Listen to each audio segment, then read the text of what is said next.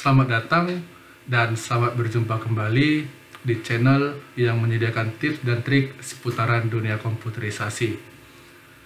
Dan channel ini juga menyediakan materi mengenai Microsoft Office yang di dalamnya terdapat Microsoft Word, Microsoft Excel, serta Microsoft PowerPoint. Buat kalian yang baru bergabung, saya mengucapkan selamat datang. Semoga kalian bisa mendapatkan ilmu dari channel ini. Dan buat kalian yang sedang mendalami Excel atau Word ataupun PowerPoint, semoga dengan penjelasan saya kalian mampu lebih memahami dengan cepat. Sebelumnya saya mohon maaf karena belum bisa upload di belakangan hari ataupun beberapa hari yang lalu karena saya sedang mengurus kepanitiaan Hari Kemerdekaan kita. Dan untuk kali ini, di kesempatan yang baik ini, kita akan membahas mengenai Excel, yang dimana materi kita kali ini adalah VLOOKUP dan HLOOKUP.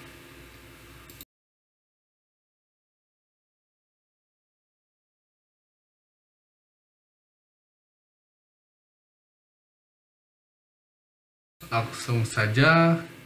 Nah, untuk penjelasannya sendiri, VLOOKUP itu merupakan fungsi yang tergabung dalam indeks dan match. Ya, VLOOKUP sendiri berfungsi untuk mencari data ataupun mencari nilai dari sebuah kumpulan tabel, dan setelah data tersebut ketemu, kita akan memasukkan data tersebut ke kolom yang dituju. Dengan catatan, data yang kita gunakan untuk VLOOKUP itu adalah data vertikal atau pencariannya berdasarkan kolom. Nah, langsung aja contohnya, kita akan mengisikan gaji pokok yang diambil dari data ini. Nah, untuk VLOOKUP, data yang kita gunakan harus vertikal.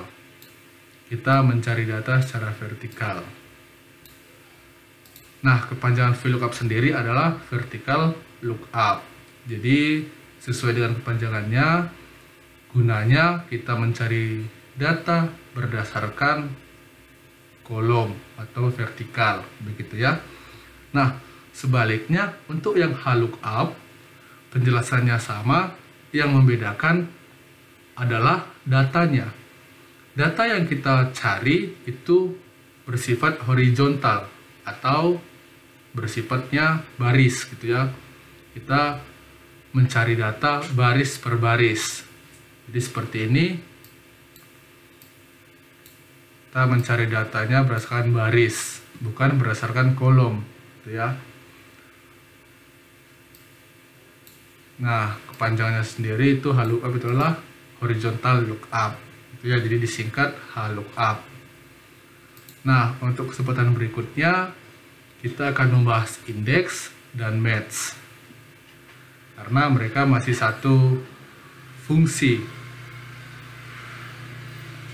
Untuk sekarang kita membahas ini dulu. Jadi langsung aja kita eksekusi. Untuk yang VLOOKUP, rumusnya sama dengan VLOOKUP, buka kurung. Nah, di sini ada lookup value. Untuk lookup value ini, kita akan mengisikan berdasarkan golongan ya. Jadi, lookup value ini diisi dengan sel golongan. Nah, untuk table array-nya, itu yang ini. Yang ini table array-nya. Jadi table array yang dimaksud di sini, kita mau mengambil data dari table yang mana gitu ya, saran tabelnya. Itu kalau bahasa saya gitu. Jadi saya gampang untuk menerjemahkannya. Jadi kita mau mengisikan gaji pokok berdasarkan golongan, berdasarkan tabel yang sudah dibuat di sini gitu ya. Nah, sebelum kita masuk ke kolom indeksnya, di bagian table array ini kita tekan F4. Nah, akan ada simbol-simbol dolar yang muncul di situ. Sebenarnya G5-nya juga harus kena. Jadi kita hapus dulu. Kita select table array-nya, kemudian langsung F4. Nah, seperti itu jadinya ya. Kemudian kita masuk ke kolom index number-nya. Nah, di sini kan ada dua tabel, ada dua kolom nih, kolom golongan dan kolom gaji pokok. Kita ibaratkan ini adalah kolom pertama dan ini adalah kolom kedua. Jadi, karena kita ingin mengisikan gajinya, maka gaji itu kan berada di kolom kedua. Jadi, pada kolom index number ini kita isikan 2. Lalu tutup kurung, kemudian enter. Nah, dia udah ketemu. Tapi ada nggak sih yang penasaran kenapa harus ada simbol dolar di table array tadi? Nah, penjelasannya begini. Simbol dolar itu berfungsi agar tabel ini nggak bergerak-gerak gitu. Di dalam rumusnya itu dia nggak bergerak, nggak pindah-pindah gitu. Jadi langsung aja kita eksekusi kalau dia nggak pakai nggak pakai dolar gitu kan. Langsung aja sama dengan VLOOKUP. Di sini kita ibaratkan atau kita menggunakan rumus ini tanpa dolar ya. Lookup-nya tadi yang ini, kemudian table array-nya yang ini. Jadi di sini kita gunakan yang tanpa dolar. Nah, sebenarnya hasilnya sama, hanya saja kalau dia kita tarik ke bawah, katakanlah sampai sini ya, sisanya akan nggak memiliki hasil. Kenapa seperti itu? Kalau kita lihat rumusnya di yang kedua, kita bedakan dengan yang pertama. Yang pertama itu dia masih G5 hingga H8, masih sama dari G5 hingga H8 ya. G5 hingga H8 itu masih sama. Sekarang kita pindah ke rumus kedua, dia sudah berpindah ke G6 dan H9. Nah, dia berpindah ke sini G6 H9. Kemudian kalau kita lihat lagi rumus yang ketiga, dia berpindah lagi. Nah, G7 H10. Jadi semakin dia sering berpindah, nah ini udah nggak lagi kan G8 H11. Sementara di golongannya ini 1, dia nggak akan ada membaca 1 di sini gitu ya. Kira-kira kalau nanti nggak paham bisa ditanya ulang kenapa harus menggunakan dolar. Jadi intinya dolar itu biar tabel ini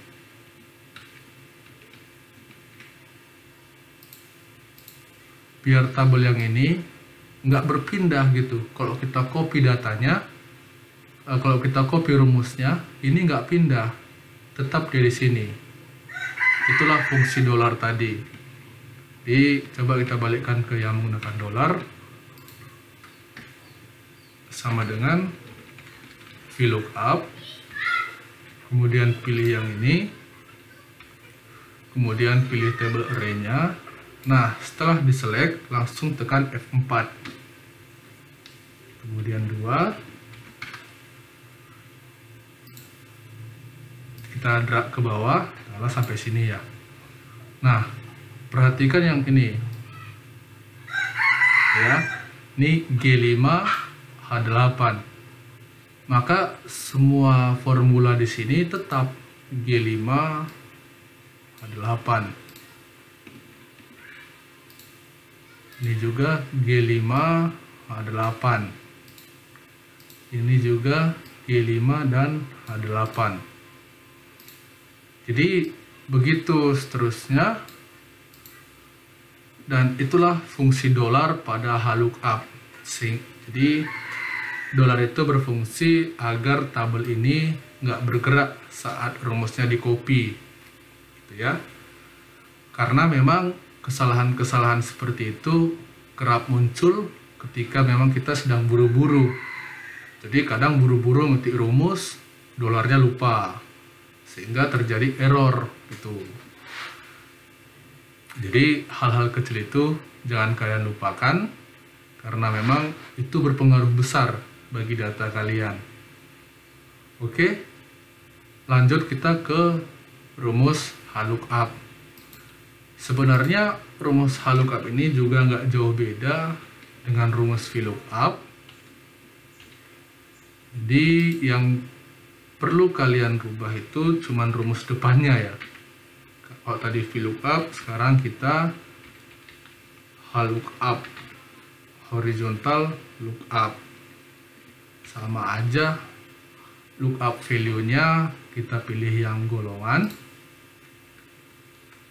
Table array-nya kita pilih yang ini, karena dia berdasarkan baris gitu ya. Jangan lupa F4. Kemudian untuk row index-nya ya sama aja. Kalau kita pilih yang satu, maka dia akan muncul yang ini, 1, 2, 3, 4. Kita ibaratkan golongan ini adalah baris pertama dan gaji pokok adalah baris kedua. Nah, jadi untuk number row-nya kita pilih yang 2. Ini range lookup ini nanti akan kita bahas lebih lanjut, karena ini opsional. Mau kita isi boleh, mau nggak diisi juga nggak masalah gitu ya. Nah, sudah muncul, tinggal kita drag ke bawah. Jadi di sini udah, jadi coba kalau kita ibaratkan dia, kita gunakan yang baris pertama gitu ya. Di golongannya 4. Kemudian untuk table array-nya kita pilih yang ini. Jangan lupa F4. Nah, kalau untuk yang baris pertama, kita coba gunakan baris pertama ya. Tadi kan perjanjian kita, golongan ini adalah baris pertama dan gaji pokok adalah baris kedua. Jadi untuk row index number-nya kita pilih yang pertama, maka hasilnya nggak akan jauh beda dengan golongannya. Jadi sama, ini 4, ini 4, ini 2, 4, 1, dan seterusnya. Kita kembalikan lagi. Jadi untuk rumusnya tadi nggak terlalu susah, sama dengan HLOOKUP, buka kurung, lookup value-nya pilih yang golongan karena kita mau mengisikan berdasarkan golongan. Kemudian table array-nya yang ini, jangan lupa F4. Kemudian kita isikan 2. Iya, langsung enter dan selesai. Kira-kira seperti itu untuk penggunaan rumus VLOOKUP dan HLOOKUP. Jadi jangan terbalik, kalau kalian menggunakan data yang vertikal, kalian gunakan rumus VLOOKUP, dan kalau datanya horizontal, kalian gunakan rumus HLOOKUP.